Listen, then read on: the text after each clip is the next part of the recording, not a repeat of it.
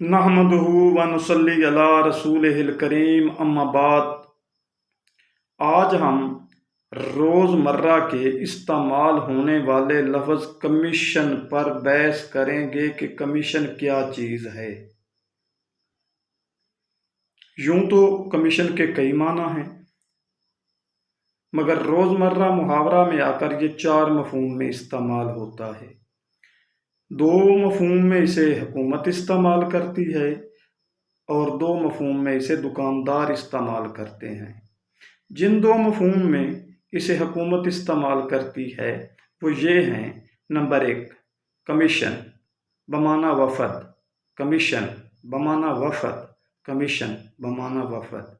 Number 2 commission بمعنی مجلس، commission بمعنی مجلس، commission بمعنی مجلس۔ اور جن 2 مفہوم میں اسے دکاندار استعمال کرتے ہیں وہ یہ ہیں: نمبر 1 کمیشن بمعنی آڑت، کمیشن بمعنی آڑت، کمیشن بمعنی آڑت۔